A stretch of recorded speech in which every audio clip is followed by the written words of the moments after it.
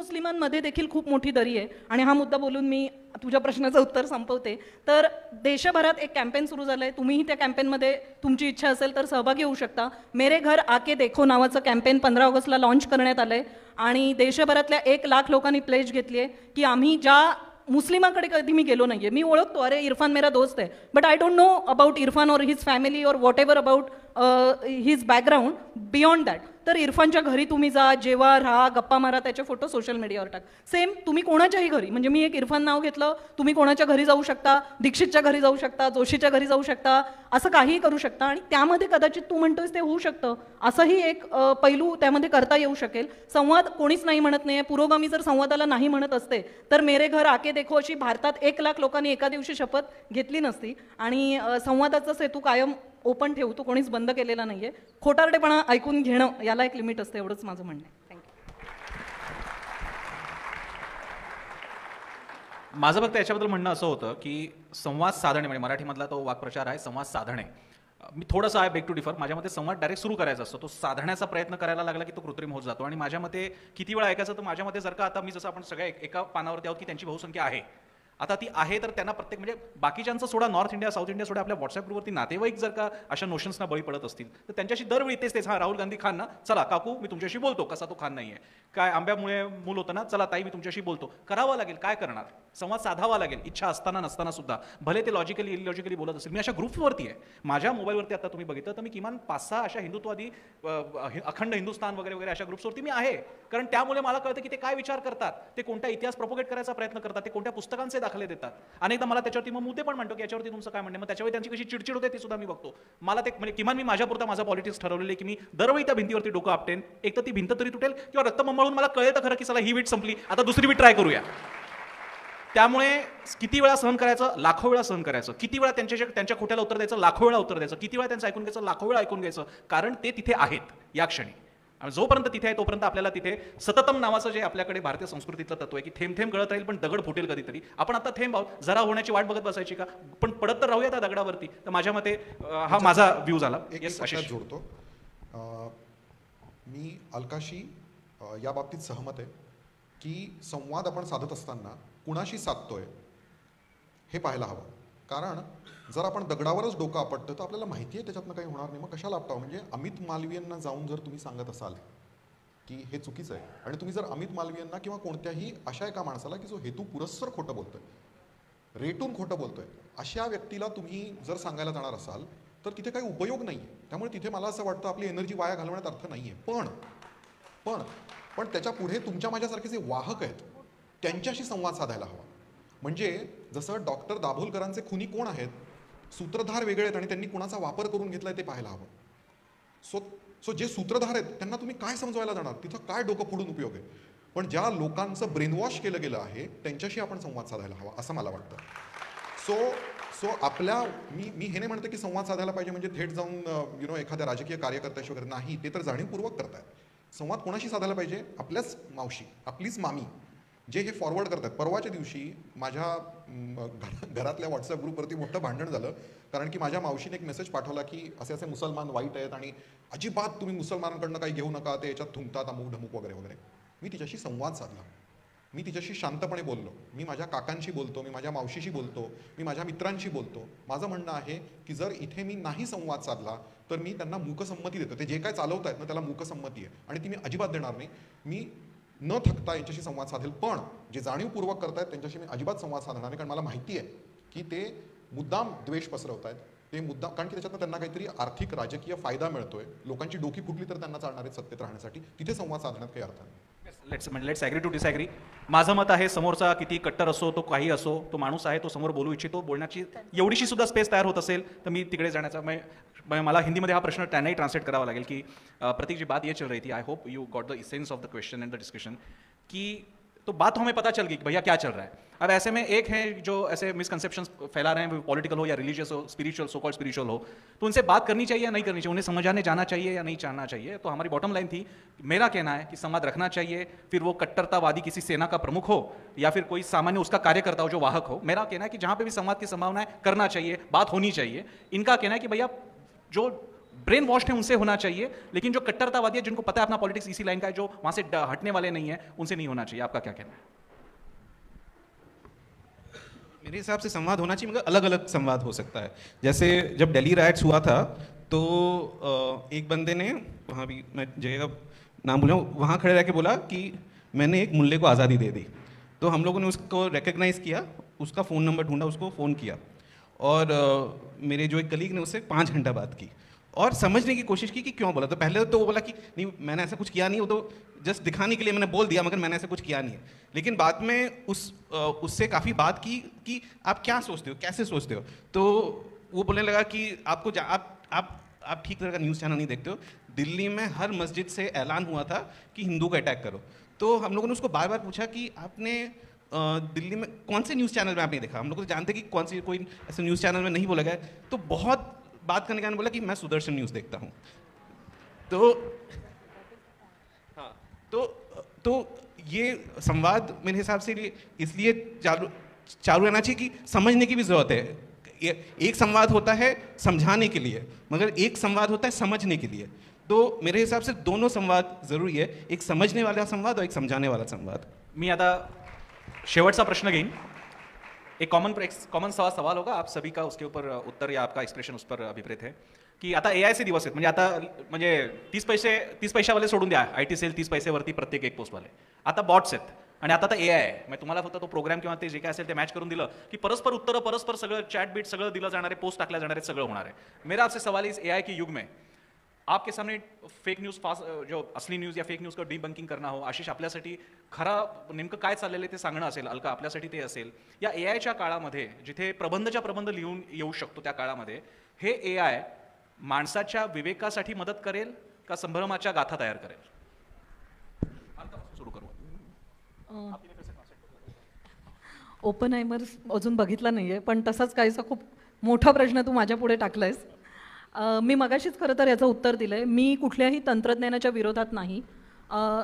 मी परवाच एक स्टॅनफोर्ड युनिव्हर्सिटीचं एआयसाठीचं पत्रकारांनी त्याकडे कसं बघावं, समजून घ्यावा, त्याचा वापर कसा करावा, त्यापासून सावध कसं राहावं, एआयवर केलेला कंटेंट कसा पडताळून बघावा याविषयीचं एक वर्कशॉप अटेंड केलं आणि त्याचा काय म्हणूयात लसावी एवढंच सांगू शकते की पुढचं जग जसं आत्ताच्या काळामध्ये मोबाईल किंवा या इंटरनेट तंत्रज्ञानाने बदल आणले आपल्या आयुष्यामध्ये, अशा प्रकारचे बदल मानवी आयुष्यामध्ये ते भारत, महाराष्ट्र, पुणे या सगळ्या पलीकडे पुढचा काळ हा एआयचा असेल असं सर्व क्षेत्रातले संशोधक किंवा अभ्यासक सांगत आहेत आणि त्यामुळे त्याच्याकडे आपण पाठ फिरवू नये या मताची मी आहे।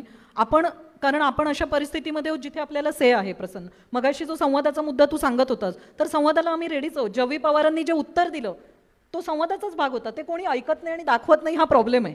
तर एआय तुम्हाला काय ताकद देणार आहे सामाजिक क्षेत्रात जिथे आर्थिक शक्ती या मेजॉरिटेरियन गव्हर्नमेंटकडे कदाचित केंद्रित त्याचा म्हणजे सत्ता त्यांच्या हातात असेल, अशा वेळी तुम्ही काय काय करू शकता, त्याची टूल्स कोणती आहेत। प्रत्येक अर्थात जर्नलिस्टसाठी जी आहेत ती कुठल्या तरी सोशल ॲक्टिव्हिस्टसाठी किंवा ऑर्गनायझेशनसाठी नसतील, पण वेगळ्या प्रकारची टूल्स असतील। हे सगळं डेव्हलप होतं आहे। तर या स्टेजमध्ये मला असं वाटतं की त्याच्याकडे पाठ फिरवू नये, एवढं शॉर्ट आन्सर मी आत्ता देईन। आणि खूप महत्त्वाचे बदल त्यामधून येणार आहेत। अर्थातच आपण केलेलं सगळं जे काम आहे ते नवीन पुढच्या पिढीपर्यंत नेण्यासाठी एआयचा काय वापर करता येईल। म्हणजे दाभोलकर जर आज वेबसाईटवर नुसतं टाकलं, मी छोटासा अनुभव तुम्हाला शेअर करते।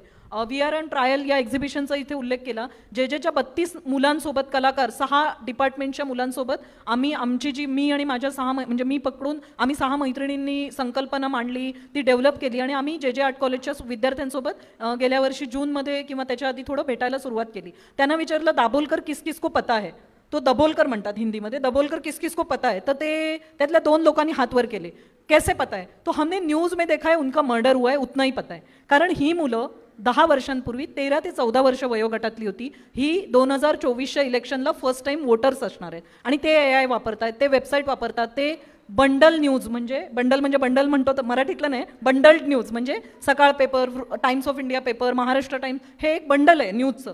ते सबस्क्राईब न करता सिंगल बातम्या म्हणजे एखादा आर्टिकल वाचलं असं वाचणारी ही पिढी आहे आणि तर त्यांना आम्ही बसून त्यांच्याशी चर्चा करून त्यांच्याशी संवाद, मग त्यांनी आम्हाला हे सगळे प्रश्न विचारले की वो हिंदू धर्म के क्यों खिलाफ थे, मग त्याची आम्ही उत्तरं दिली. तर त्यांना देण्यासाठी त्यांच्यासमोर आम्ही जे काही दाखवलं, आनंद पटवर्धनांची फिल्म असेल, बाकी खूप साऱ्या गोष्टी असतील, त्याच्यामध्ये ऑनलाईन गोष्टींचा खूप उपयोग झाला.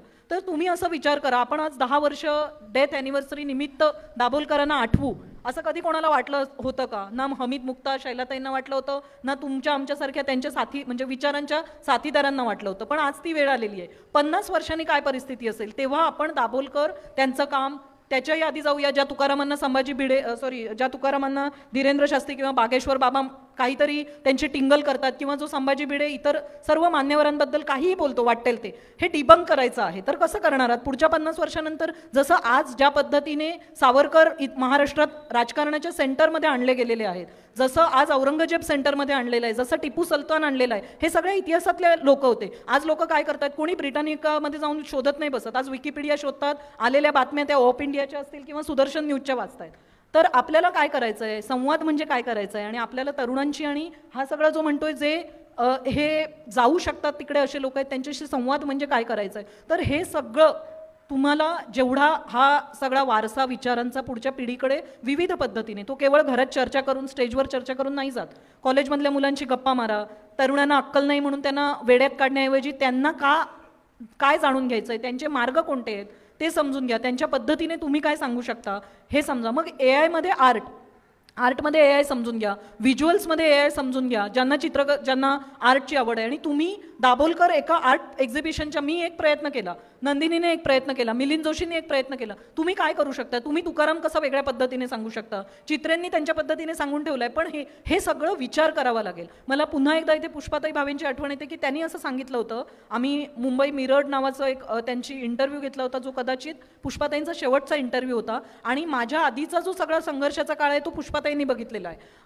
तर त्यांना आम्ही ह्या सगळ्या आत्ताच्या काळाबद्दल विचारलं होतं की फॅसिझम असेल आणि चळवळी कमकुवत का होत आहेत, विरोधी विचार कमकुवत का होतोय, रस्त्यावर लोक उतरायला घाबरत का आहेत, आणि तर त्याच्यावर ते असं म्हणाले होते, इमॅजिनेटिव्ह पद्धतीने आंदोलनं झाली पाहिजेत किंवा तुमचा विचार मांडला गेला पाहिजे, तर लोक त्याला प्रतिसाद देतील चांगल्या पद्धतीने. तर AI ही मला इमॅजिनेटिव्ह पद्धतीने तुमचं म्हणणं, जे राज्यघटनेचं म्हणणं आहे, जे लोकशाही विचारांचं म्हणणं आहे, त्याही पलीकडे जाऊन मी म्हणेन माणुसकीचं म्हणणं आहे. आम्ही म्हणत नाही की कुठल्याही लोकांचा त्याच्या धर्म आणि जातीच्या आधारे द्वेष करा.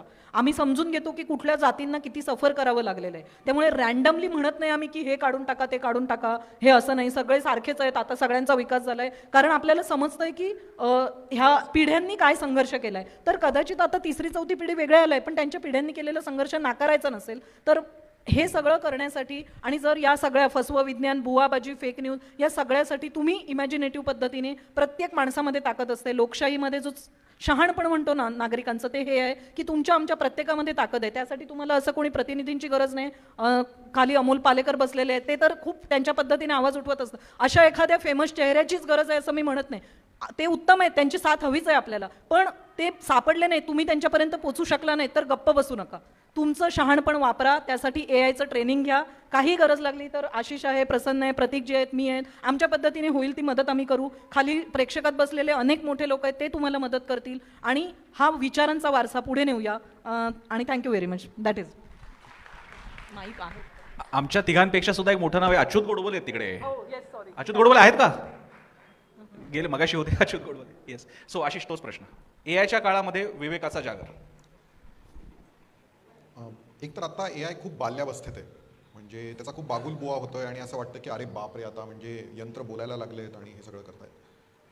पण सध्या तरी AI हे फक्त लँग्वेज मॉडेल आहे, आणि ते एकासमोर एक शब्द ठेवू शकते, आणि त्यामुळे आपल्याला असा एक आभास निर्माण होतोय की AI विचार करते. ते विचार नाही करू शकत आहे अजूनही. हे फक्त शब्दासमोर शब्द कोणत्या वारंवारतेने येऊ शकतात याचा अंदाज व्यक्त करत करत शब्द मांडत पुढे जाते. सो सध्या खूपच बाल्यावस्थेत आहे आर्टिफिशियल इंटेलिजन्स, पण त्यामुळे त्याच्याकडे दुर्लक्ष करून चालणार नाही. कारण जेव्हा जेव्हा तंत्रज्ञानामध्ये कोणतीही नवी गोष्ट आली होती, तेव्हा तेव्हा अफवा, खोट्या गोष्टी या वेगाने पसरल्या होत्या. स्फोट झाला होता. जेव्हा पहिल्यांदा प्रिंटिंग प्रेस आली, त्यावेळेला खूप खोट्या गोष्टी छापल्या गेल्या होत्या. मग नंतर हळूहळू लक्षात आलं, ओके, याच्यावरती काय उपाय करायला पाहिजे. ते कोणत्याही आजारासारखं आहे, म्हणजे गोष्ट लक्षात आल्यानंतर त्याच्यावर लस किंवा औषध काढायला वेळ लागतो. जसं फेसबुकवरून फेक न्यूज पसरते हे लक्षात आल्यानंतर मग फायनली मग सगळ्या गोष्टी होऊन फेसबुक ची कॉलर पकडायला आणि त्यांना सांगायला हे असं करायचं नाही, याला बराच वेळ लागला. तोपर्यंत खूप नुकसान होऊन गेलं. सो प्रिंटिंग प्रेस असेल किंवा रेडिओज असतील किंवा मग इंटरनेट, मग सोशल मीडिया असेल, प्रत्येक वेळेला नवीन काही डेव्हलपमेंट झाली की स्फोट होतो खोट्या गोष्टींचा. कारण की जसे चांगले लोक त्याचा वापर करतात तसे वाईट लोकही त्याचा वापर करतात.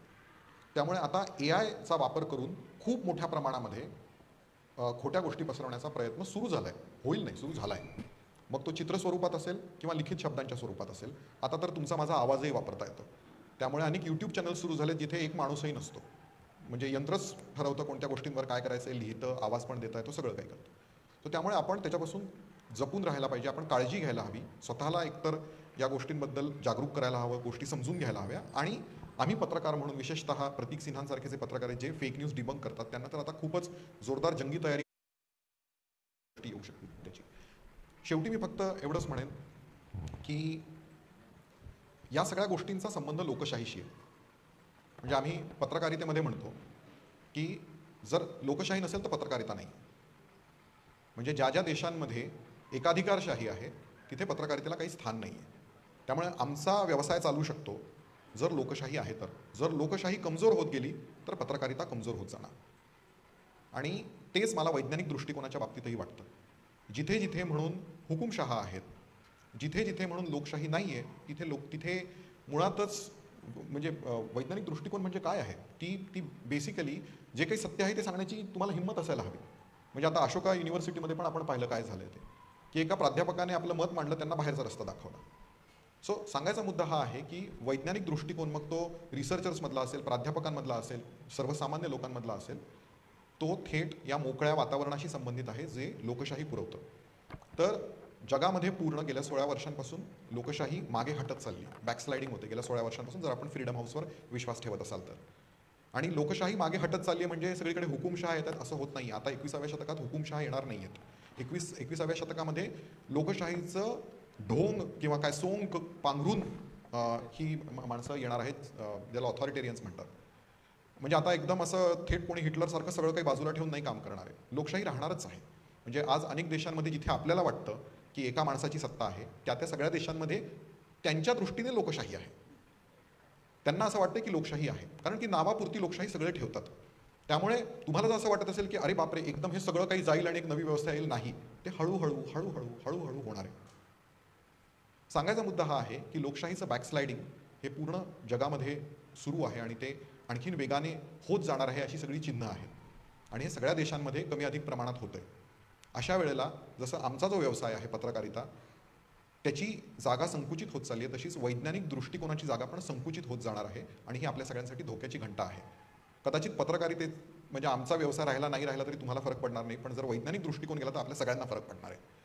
आणि म्हणून मला असं वाटतं की आता आपण अतिशय सजग राहायला हवं. आपण आपल्या परीने आपल्याला काय करता येईल, म्हणजे संवाद हा एक मार्ग सांगितला, पण आपल्या परीने आणखीन काय काय करता येईल.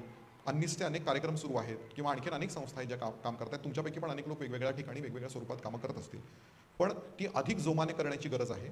शेवटी गोड बोलण्याची पद्धत असते, पण मुद्दा हा आहे की वास्तव जे आहे ते सांगणं आम्हा पत्रकारांचं काम आहे, किती कटू असलं तरी. आणि वास्तव हेच दाखवतंय की बॅकस्लायडिंग खूप वेगात होत आहे. त्यामुळे येणारे दिवस खूप छान असणार आहेत वगैरे, अच्छे दिन आएंगे वगैरे असं मी काही आत्ता म्हणू शकत नाही, किमान डेटा पाहून तरी. सो त्यामुळे आपण एका मोठ्या लढाईसाठी तयार असायला हवं, एवढंच मला वाटतं. कदाचित आपल्यापैकी अनेक जणांना या सायकलची दुसरी बाजू पण पाहायला मिळणार नाही, कारण लोकशाहीच्या सायकल्स आहेत. जे राज्यशास्त्र शिकले असतील त्यांना माहिती असतील या गोष्टी. तर याची जी दुसरी बाजू येईल की बाबा हे सगळं संपवून मग पुन्हा एकदा लोकशाहीला बरे दिवस येतील, आपल्यापैकी जे मला वाटतं 40-50 असतील त्यांना कदाचित दुसरी बाजू पाहायला नाही मिळणार. त्यामुळे उरलेलं आपलं अख्खं आयुष्य संघर्षात जाऊ शकतं. याची पण मानसिक तयारी असायला हवी, आणि ती जर असेल तरच आपण लढू शकू असं मला वाटतं. मला आशिषच्या बोलण्यानंतर काही वर्षांपूर्वी आशिष नियोजन आयोगाच्या प्रमुखानं म्हटलं होतं there is too much democracy. असं आहे, तू जे म्हणतोयस ते सुरू झालेले टू मच डेमोक्रेसीचा उल्लेख व्हायला लागलेला आहे भारतामध्ये. सो एनिवे, तू सांगत होता डेमोक्रेसीच्या बुरख्याखाली कशा प्रकारे, पुन्हा आता ते प्रचलित शब्द बुरखा माझ्या तोंडात आला, पण डेमोक्रेसीच्या त्या चेहऱ्या मुखवट्याखाली कशा प्रकारे ऑथॉरिटेरियन गव्हर्नमेंट येतं. पण तू त्यासाठी खूप वेळ घेतला, माहिती आहे त्यांना कसं असतं ते. सो एनीवे, मी शेवट करायला मी येतो. मैंने जो सवाल पूछा तो आपके लिए सिर्फ रिपीट कर रहा हूँ. सो अभी AI का युग है और आपने अभी तक जैसे कि अर्ट न्यूज़ काम कर रहा था तो कोई बंदा था, आपने जैसे लोगों का नाम लिया या कोई पक्ष का IT सेल का हेड होगा, वो कुछ कर रहा है और आप उसको सामने जाके बंक कर रहे हैं, AI डिबंक कर रहे हैं. AI आने के बाद अकाउंट्स झूठे रहेंगे, जो आज भी है झूठे अकाउंट्स पे दिन रात की फैक्ट्री बनती जाएगी, डीप फेक्स रहेंगे और वो इतने प्रोफेशनल बनाए रहेंगे कि वो शायद आप भी उसे डीबंक करने में शायद 1-2 दिन 3 या हफ्ता लग जाए। ऐसे दिनों में, ऐसे काल में फैक्ट चेक कितनी बड़ी चुनौती बन गई है, क्योंकि fact check again it connects to the विवेकवादी विचार एंड ऑल, जो मॉडर्न और हम प्रोग्रेसिव विचार के बारे में बात कर रहे हैं। तो एआई और आपके सामने जो चुनौतियां हैं उसके बारे में प्रतीक जी उसमें वो अगर ॲड करे, लॉकडाऊन गप्पांमध्ये जेव्हा त्यांचा इंटरव्ह्यू घेतला तेव्हा त्यांनी सांगितलं की फॅक्ट चेकिंग हे फक्त पत्रकारांची जबाबदारी नाही, it should be part of education system and he is actually working on that aspect. तो वो भी अगर आप बता दें कि how you are not only journalist are doing it, how you are taking it forward. हम लोगों ने 1 साल पहले लॉकडाउन के टाइम एक स्टोरी डिबंक की थी। सडनली एक सोशल मीडिया पे एक वीडियो आया, बहुत एक बड़ा बर्ड था और सब लोगों ने देखो केरला में जटायु मिला है, तो निकला कि वो अर्जेंटीना में कोई एक बड़ा बर्ड था। तो लोगों को मूर्ख बनाने के लिए एआई की ज़रूरत नहीं है वैसे वो तो पहला तो ये। दूसरा मैं ये बोलना चाहूँगा कि मिस इन्फॉर्मेशन किस टाइप का होता है, उसका एक मोटिव होता है। अभी 50% ऑफ मिस इन्फॉर्मेशन जो हम लोग डिबंक करते हैं वो वायलेंट मिस इन्फॉर्मेशन है। कोई किसी को मार रहा है, बोल रहा है कि ये हिंदू समुदाय का है, ये मुस्लिम समुदाय का है। तो violence is a very important part of propagating miss information, क्योंकि आप वायलेंस दिखाओगे तो लोग सोचना बंद कर देंगे। बहुत वायलेंस जब आप देखोगे तो सोचना मुश्किल है, क्योंकि आप वायलेंस पे फोकस कर रहे हो। सबसे पहला हम लोगों ने शुरुआत में ऑल्ट जब शुरुआत हुआ था, एक हम लोगों ने वीडियो डिबंक किया था जहां बोला जा रहा है आप एक यंग महिला को देख रहे हो और उसको जलाया जा रहा है, ठीक है, और मैसेज है कि ये एक क्या मारवाड़ी औरत है जो जिसकी एक शादी मुस्लिम घराने में हुई हैदराबाद में, उसको बुरखा ना पहनने के लिए जला दिया गया। दिल दहलाने वाला वीडियो, इसको इतना शेयर करे कि ये मोदी जी तक पहुंचे और मोदी जी को इंस्टेंट एक्शन ले। अभी वो वीडियो था कोई कोलंबिया का, वहाँ जिसको जलाया जाता है बाकी सब औरतें थी, किसी ने बुरखा नहीं पहना था, सिर्फ उसको जलाया जाता। जो लैंग्वेज है वो और कोई बोल रहा था। अगर कोई ध्यान से सुनता तो उसको पता चलता था कि इंडिया का वीडियो नहीं है, हो ही नहीं सकता है। लेकिन वायलेंस जब आप किसी एक वीडियो में डालो या फोटो में डालो तो वो सोचने की क्षमता कम हो जाती है। तो पहला तो ये है कि ये जो वायलेंस का कंपोनेंट उसके लिए एआई नहीं चाहिए, उसके लिए आप कहीं का वीडियो, मेक्सिको का वीडियो बोलोगे इंडिया का है, बांग्लादेश का वीडियो बोलोगे इंडिया है। तो एटलीस्ट अभी तक हम लोगों ने इतना यूज नहीं देखा एआई का फेक न्यूज़ बनाने के लिए। बट ये नहीं बोल रहा हूँ मैं सिर्फ एआई नहीं बोलूँगा, technology itself can be problematic. 2-3 उदाहरण दूंगा। जैसे हम लोगों ने एक वीडियो डिबंक किया था, मुहर्रम का ताजिया था, ठीक है, और वहाँ बीजेपी के विरोध में और ऐसे नारे लग रहे थे। तो हम लोगों ने उसको डिबंक किया तो देखा कि वीडियो कहीं से लिया गया है, ऑडियो कहीं से लिया गया है, उसको जोड़ दिया गया। अभी उसमें एआई की जरूरत नहीं, वो एक आपके सिंपल सॉफ्टवेयर से हो जाएगा। और रीसेंट एग्जांपल देता हूं जहां स्लाइटली एआई का उपयोग किया था। ये जो रेसलर्स प्रोटेस्ट था, जहां जिस दिन पार्लियामेंट इनॉग्रेशन हुआ था, तब रेसलर्स ने डिसाइड किया कि वो पार्लियामेंट की तरफ कूच करेंगे। तो पुलिस ने उनको डिटेन किया और उनका एक पुलिस वैन के अंदर फोटो आया, तीनों हंस रहे थे। हम लोग ने उसका देखा तो ओरिजिनल फोटो में हंस नहीं रहे थे। एक ऐप होता है जिसका नाम है फेस ऐप, तो वो फेस ऐप से आप किसी भी फोटो में जाके किसी भी इंसान का एक्सप्रेशन चेंज कर सकते हो। उसमें थोड़ा एआई का यूज है, लेकिन ये जो यूज है वो कॉन्टेक्स्ट वाइज होगा। ऐसा नहीं है कि एआई आ गया मतलब इट इज द डेथ। एआई के और बहुत सारे अलग इश्यूज होंगे, जैसे लोगों की नौकरी आ जाएगी, क्योंकि ऑलरेडी आर्टिकल्स आ रहे हैं कि जैसे जो कंटेंट क्रिएट करते हैं वो they are being replace by एआई। अभी बीच में एक आर्टिकल आया था, हिंदुस्तान टाइम्स से पब्लिश किया था, ठीक है, उन लोगों ने 1982 वर्ल्ड कप का कितना एनिवर्सरी हुआ अभी, तो एक आर्टिकल पब्लिश किया था जिसमें एक प्लेयर का नाम दिया था, वो टीम में ही नहीं था। बाद में किसी ने चैट जीपीटी में जाके देखा तो देखा कि वो चैट जीपीटी आउटपुट है, वो हिंदुस्तान टाइम्स के आर्टिकल में है। तो सो एआई के और अलग अलग इश्यूज है, लेकिन ये जरूरी नहीं है कि इससे मिस इन्फॉर्मेशन बहुत ज्यादा बढ़ेगा। कोई एक कॉन्टेक्स्ट के हिसाब से बढ़ेगा, लेकिन मिस इन्फॉर्मेशन का मोटिव अलग है। अलग अलग टाइप, अलग अलग स्ट्रैटेजीज होती है मिस इन्फॉर्मेशन प्रोड्यूस करने की। जैसे मणिपुर के केस में उधर कोई एआई का जरूरत नहीं है। मणिपुर के केस में एएनआई ने एक डाल दिया, एक मुसलमान का नाम डाल दिया एएनआई ने, कि देखिए ये अक्यूज्ड है मणिपुर वाले केस में, जो गलत खबर निकली वो सब जगह फैल गई। जब उड़ीसा में एक्सीडेंट हुआ तो बोल दिया कि स्टेशन मास्टर मुसलमान है। ये सब में एआई की कहाँ जरूरत है? तो एक है कि एआई को लेके इतनी ज्यादा चिंता करने की भी जरूरत नहीं है मिस इन्फॉर्मेशन के लिए, लेकिन एआई के को लेके और जगह लेबर केस में वो सब में चिंता करने की जरूरत है, क्योंकि इश्यूज होने वाले आगे जाके। तो उतना ही कहना। वो सेकंड पार्ट के क्वेश्चन क्या था, मैं भूल गया। हाँ, तो ये फॉर एग्जाम्पल आपका ये जो डर है एआई के बारे में, मैं 15 साल सॉफ्टवेयर इंजीनियरिंग कर चुका हूँ, इसलिए थोड़ी समझ ले, इसलिए वो डर नहीं है मेरे को। तो वहीं से आता है कि ये एक जो सेल्फ एजुकेशन है और अभी इट इज़ नॉट इनफ कि हम लोग कुछ कुछ इश्यूज़ के बारे में ही जाने, हम लोग को एक ब्रॉड बेस्ड नॉलेज सब चीज़ों के बारे में होना चाहिए। और उसके लिए फर्स्ट इतना इन्फॉर्मेशन है, आप ब्रॉड बेस्ड नॉलेज कैसे बनाओगे? तो उसके लिए आप ऑनलाइन जाओगे, मानो आपके पास 3 आर्टिकल है, एक बोल रहा है कि देखो एआई से बस अभी सब कुछ खराब हो जाने वाला है, दूसरा बोल रहा है कि नहीं एआई की कुछ उपयोगिता भी है, तीसरा बोल रहा है कि AI is going to change the world for better. No, what do you believe? So the point is कि एक हम ये इतना इन्फॉर्मेशन एक्सेस हो गया है, तो ज़रूरत है कि हम लोग एजुकेशन में ये जो एक नई जो दुनिया है जिसमें हम हर सेकंड में हम लोग एक नया इन्फॉर्मेशन मिल रहा है, उस दुनिया में कैसे जिए, उस दुनिया को कैसे प्रोसेस करें। तो उसके लिए आई फील कि काफ़ी देशों में ऑलरेडी हो रहा है, फिनलैंड एक्सेट्रा में, कि इन्फॉर्मेशन लिटरेसी जिसे बोलते हैं, कि आप इन्फॉर्मेशन को कैसे परखें। मानो पत्रकारिता में पहले anonymous sources was a tool to protect sources, अभी anonymous sources has become a tool कि कोई भी गवर्नमेंट से भी स्टेटमेंट आता है कि anonymous source, so those things are being abused. तो अभी तो how will a reader know कि ये सब हो रहा है? तो मीडिया थियरी एटसेट्रा, मेरे हिसाब से ये सब की इन्फॉर्मेशन को कैसे प्रोसेस कर सकते हैं, कैसे इन्फॉर्मेशन के बारे में सोच सकते हैं, वो स्कूल लेवल से पढ़ाना शुरू होना चाहिए, और it has to become a life skill. हम लोग सबको जानना चाहिए कि कैसे इन्फॉर्मेशन को प्रोसेस कर सके। तो और इसके लिए सिर्फ बोलना जरूरी नहीं है, ये सोसाइटी से भी डिमांड आनी चाहिए कि बच्चों को ये पढ़ाना चाहिए। एक हा कदाचित सल्ला आपला अंधश्रद्धा निर्मूलनचं वार्तापत्र सुद्धा निघतं, मला माहिती नाही त्याच्यातला हा भाग आहे की नाही, पण जसं बाकीच्या अंधश्रद्धांवरती आपली टीका टिप्पणी आणि आपण डिबंक करत असतो, जर का फेक न्यूज, ज्याला माहिती साक्षरता आहे, इन्फॉर्मेशन लिटरसी आहे, मीडिया लिटरसी, माध्यम साक्षरता आहे, त्याचा सुद्धा समावेश जर का आपल्या वार्तापत्राच्या माध्यमातून व्हायला लागला, साधना आणि अन्नीस भाऊ बहिणी असल्यासारखेच आहे, त्यामुळे साधना पण त्याचा विचार करू शकते। कोणाला काही कमेंट करायची, अन्यथा आपण कन्क्लूड करू शकतो। अलका, आशिष, आपको कुछ कहना है?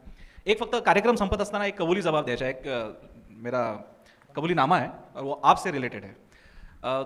मी ज्या वाहिनीमध्ये आधी होतो, संपादक होतो, आणि त्यावेळी पुण्यामधल्या एका आंदोलनामध्ये काही भारतविरोधी घोषणा दिल्या गेल्या, भारत के खिलाफ घोषणाएं दी गई, पुणे में ऐसी न्यूज़ चल रही थी। सबसे पहले जब ये न्यूज़ ब्रेक हुई थी तो अल्ट न्यूज़ ने कहा था कि ऐसी कोई घोषणा नहीं दी गई है, वो भी न्यूज़ हमने चलाई थी, मैं उस चैनल का संपादक था, और हमने दिखाया था कि अल्ट न्यूज़ कह रहा है कि नहीं दी गई थी। हालांकि 2 दिन के, और तब तक बाकी के चैनल शुरू कर दिया था उन्होंने कि ऐसी घोषणाएं दी जा रही है। 2 दिन के बाद मेरे रिपोर्टर ने कहा कि नहीं, हमारे वीडियो में ऐसी घोषणा दी जाने की पूरे सबूत है, वो सबूत है हमारे पास वीडियो है। वो वीडियो मैंने चेक करवाया, मैंने खुद सुना, मैंने मेरे आउटपुट हेड को भी बताया। For academic purpose I am mentioning that he was a Muslim himself, so मैंने उसको भी ये दिखाया था, as an academic purpose I am mentioning his religion. और उस वीडियो पे मैं आज भी कायम हूँ, वो वीडियो आज भी पुलिस उसकी तफ्तीश कर रही है, एनआईए के पास, वो पूरी केस अभी एनआईए के पास गई है, अभी तक उसकी तफ्तीश नहीं हुई है। हालांकि जो बात मैं कहना चाहता हूँ उसके बारे में मैंने एक वीडियो कर रहा था, जो मैं हर रोज एक वीडियो करता हूँ, ओपिनियन पीस, और उसमें मैंने अल्ट न्यूज़ के इंटेंशंस के बारे में सवाल पूछे थे कि Alt News mainstream media को रफा दफा क्यों कर रहा है, उसके पीछे क्या उसके कोई एजेंडा है, अल्ट न्यूज़ ऐसा क्यों कर रहा है। इमीडिएटली एकदम अल्ट न्यूज़ ने कैसे ये बोल दिया कि ऐसी कोई घोषणाएं नहीं दी गई है, हालांकि एक अलग वीडियो बाद में उभर कर आया था। तो मैं आज एक कबूलीनामा देना चाहता हूँ, मैं एक क्षमार्थी हूँ, हालांकि मैं मेरे न्यूज़ पे आज भी कायम हूँ, लेकिन मैंने अल्ट न्यूज़ के इंटेंशंस पे प्रतिक्रिया दी थी, टिप्पणी की थी, मुझे लगता है वो मैंने गलत किया था, और मैं मानता हूँ अगर जो मैंने जाहिर काम किया था उसकी क्षमा याचना भी जाहिर रूप से करना चाहिए। इसलिए मैं अल्ट न्यूज़ का मैं क्षमार्थी हूँ, मैं न्यूज़ पे कायम हूँ मेरे, लेकिन अल्ट न्यूज़ पे किए गए मेरे ओपिनियन को मैं वापस ले रहा हूँ।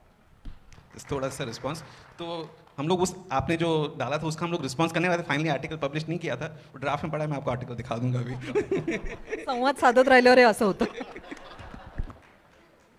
बरं, तू विचारलंस म्हणून शेवट करण्यासाठी आज आपण डॉक्टर दाभोलकरांची स्मृती जागवायला भेटलोय, तर सगळं हे चर्चा केलं, पण मला असं वाटतं आम्ही तर हे करतेच आहे, जिथे संधी मिळेल तिकडे दाभोलकर हिंदू विरोधी होते का हा प्रश्न आला का, चल तू वेडायस असं न म्हणता त्याला फुकट पुस्तकं गिफ्ट करा। तर एवढंच मी शेवटी त्याने विचारलं ॲड करायचं आहे का, तर मी ते करते, आणि त्याला विचारायचं बाबा तुला काय माहिती आहे, किंवा बाई तुला काय माहिती आहे दाभोलकरांबद्दल, मग ते नाही म्हणतात। So please do that. आणि या खटला हा आणि इतर तिन्ही विचारवंतांचे खटले त्याच्या लॉजिकल कन्क्लुजनपर्यंत पोहोचून त्यातले जे कोणी आरोपी आहेत त्यांना शिक्षा होईपर्यंत आपण थांबूया नको। आम्ही सारे दाभोलकर असा आपण जो नारा दिलाय त्याचा विसर महाराष्ट्राला पडू देऊ नका। एक फक्त बोलू, खूप उशीर झाला आणि तुम्हाला घरी जायचं असेल, आणि पुण्यात किती ट्रॅफिक आहे मी अनुभवतोय, त्यामुळे तुम्हाला बराच वेळ लागेल, पण मला हे फक्त सांगायचं एवढ्यासाठी होतं कारण की आज निखिल सर असणार होते, निखिल वागळे सर, आणि ज्या वेळेला डॉक्टरांचा खून झाला त्यावेळेला मी नेमका न्यूजरूममध्ये होतो। निखिल वागळे माझे संपादक होते, आणि मी त्यांना फोन केला आणि समोरून काहीच उत्तर नाही आलं, आणि मी हॅलो हॅलो हॅलो म्हणतोय आणि काहीच उत्तर नाही समोरून, आणि नंतर मला लक्षात आलं की त्यांना तो किती मोठा धक्का बसला होता, आणि त्यांचे डॉक्टर दाभोलकर किती जवळचे होते हे मला नंतर ते न्यूजरूममध्ये आल्यावरही लक्षात आलं, कारण की या खरं गोष्टी इथे सांगायला हव्या की नाही मला माहिती नाही, पण मला अजूनही आठवतं आहे की ते ऑन एअर फ्रीज झाले होते. त्यांना सुचत नव्हतं का एवढा मोठा त्यांना धक्का बसला होता. आणि मला खरं तर हे त्यांच्यासमोर बोलायचं होतं, पण आज त्यांना बरं नाही म्हणून ते येऊ शकले नाही आहेत. पण त्यांच्याबद्दल एक गोष्ट सांगायची ती म्हणजे डॉक्टरांचा कार्यक्रम IBN लोकमतवर दर आठवड्याला असायचा आणि मी खरं तर टॉक टाईममध्ये, आणि मी खरं तर त्यामुळे निखिल सरांचा खूप आभारी आहे की त्यांच्यामुळे महाराष्ट्राला डॉक्टरांचे विचार नियमितपणे ऐकायला मिळाले, दर आठवड्याला ऐकायला मिळाले, थेट संवाद साधता आला. पण त्याचबरोबर म्हणजे आम्हा पत्रकारांना पण न्यूजरूममध्ये डॉक्टर नेहमी भेटायचे, म्हणजे आम्हाला डॉक्टरांकडे जाण्यापेक्षा डॉक्टर आमच्या न्यूजरूममध्ये यायचे आणि त्यामुळे त्यांच्यासोबत खूप संवाद होऊ शकला. त्याबद्दल मला त्यांचे आभार मानायचे होते. आज ते इथे नाही आहेत म्हणून मी म्हटलं आपण ही आठवण सांगा. थँक्यू. मी या मुलाखतीच्या निमित्तानं हा संवाद झाला त्यासाठी मुलाखतीमध्ये सहभागी झालेले अलका, आशिष, प्रतीक, आप सभी का मैं धन्यवाद व्यक्त करूंगा.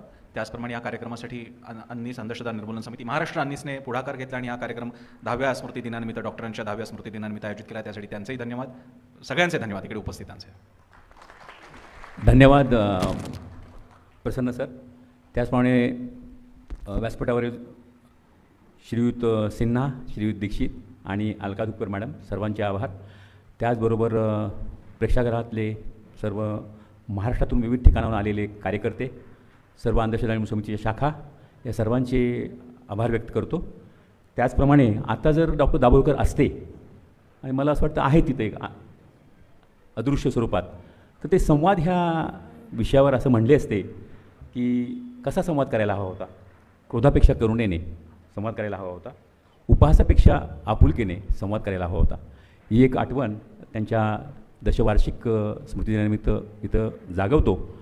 आणि त्याचबरोबर आपल्या सगळ्यांचे आभार मानल्यानंतर एक आपल्याला आठवण करून देतो, जे अनिश्चित सभासद नाहीत अशांना मी विनंती करतो, बहुतेक जाणाऱ्यामध्ये काहींचा समावेश असेल म्हणून जरा जोरात बोलतो, की ज्यांना कुणाला अंधश्रद्धा निर्मूलन समितीचं मेंबर व्हायचं आहे, सभासद व्हायचं आहे, त्यांच्यासाठी मागच्या बाजूला स्टॉलवर मेंबरशिप करून घेण्याची प्रक्रिया सुरू आहे. ललवानी सर मागच्या बाजूला आहेत. त्याचप्रमाणे अंधश्रद्धा निर्मूलन समितीच्या वार्तापत्राची आपली वार्षिक फी आहे फक्त 200 रुपये, आणि ही 200 रुपये फी भरून आपण मागच्या बाजूला वार्तापत्राची मेंबरशिप घ्यावी अशी विनंती करतो.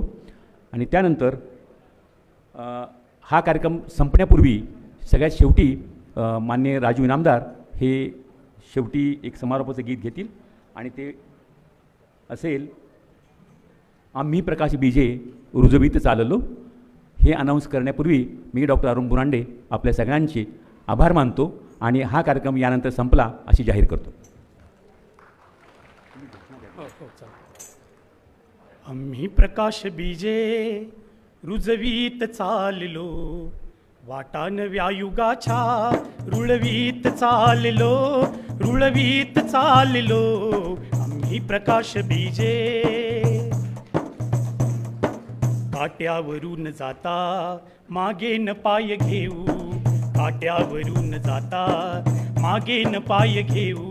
हसऱ्या कळ्या फुलांची स्वप्ने विणून घेऊ, ओसाड माळ आम्ही फुलवीत चाललो, फुलवीत चाललो. आम्ही प्रकाश बीजे आमची सुखे निराळी विश्वात बिंबलेली, आमची सुखे निराळी विश्वात बिंबलेली. दुःखात निर्मितीची स्फूर्ती उफाळलेली, आमचे भविष्य आम्ही घडवीत चाललो, घडवीत चाललो. आम्ही प्रकाश बीजे आले अपयश आले पाया नव्या यशाचा, आले अपयश आले पाया नव्या यशाचा.